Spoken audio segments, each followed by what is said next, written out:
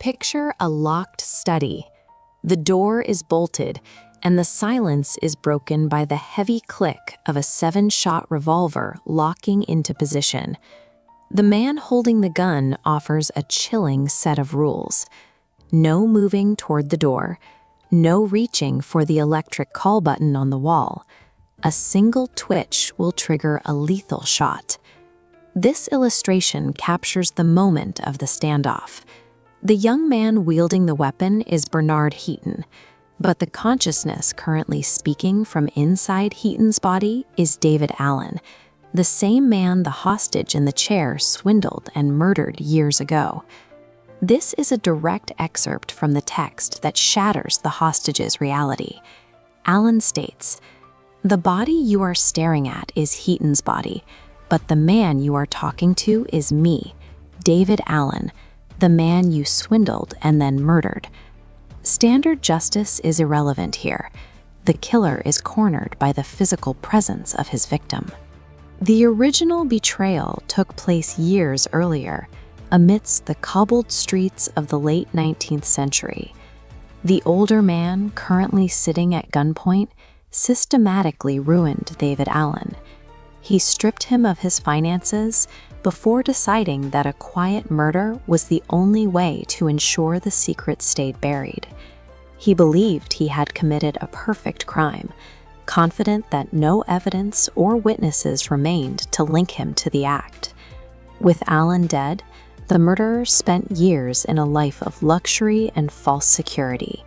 He lived in peace, convinced that the grave was a permanent barrier to any consequences. He operated under the assumption that biological death is a final state that ends a man's ability to strike back.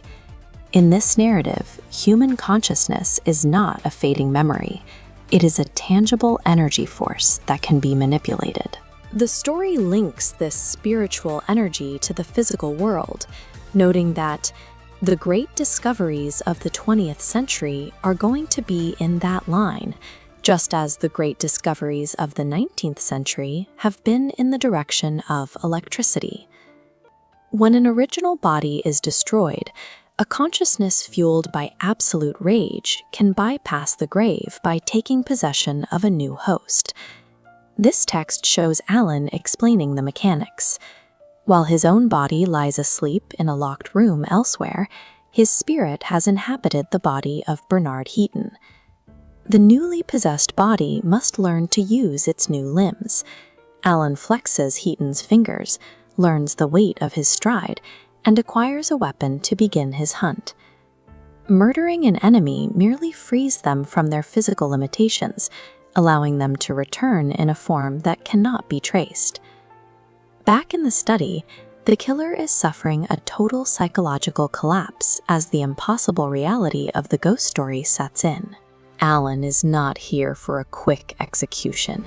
He has designed a psychological trap where the hostage's own desperation will lead to his end. The text lays out the parameters of the final choice. Allen points out the electric call button and warns, "The moment you touch it, time ends as far as you are concerned." The roles are completely subverted. The murdered man is now healthy and young, while the wealthy victor is cornered and terrified. The murderer faces an impossible choice. He can remain frozen in his chair indefinitely, or reach for the button and face instant death. The silence becomes absolutely agonizing as the trapped killer's nerves finally break. He reaches his hand out toward the wall. The laws of life and death have bent to ensure the scales of betrayal are balanced through total ruin. Want to hear more horrifying revenge real stories? Some stories are too dark to forget. Subscribe to Storybook for more horror and revenge real stories.